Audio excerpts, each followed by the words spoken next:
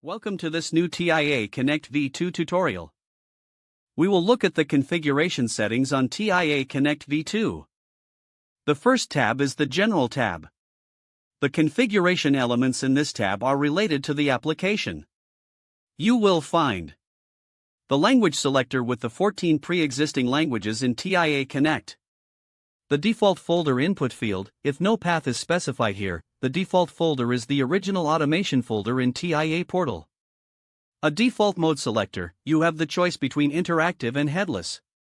If the parameter is disabled, interactive mode forces the TIA Portal instance to open in graphical mode, while headless mode opens TIA Portal in the background without a graphical interface.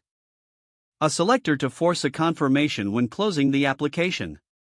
An automatic memory tag address correction selector to avoid memory addressing overlap. An appearance tab. The current theme is the dark theme. A data and cache tab. With a selector for the autosave mode that allows forcing a save at 60-second intervals by default, as well as an interval customization field. A button to reset the catalog cache, essential for device searching. Integration tab. This tab shows you the settings to configure to use the MCP server integrated into TIA Connect.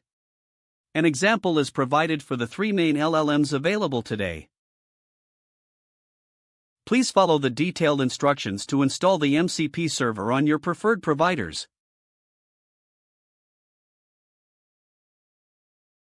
AI Assistant tab. You can activate this feature and access the different available providers. To use the web Copilot on TIA Connect, you must have an API key provided by your preferred provider. Please select your provider, select the desired model, and enter your API key.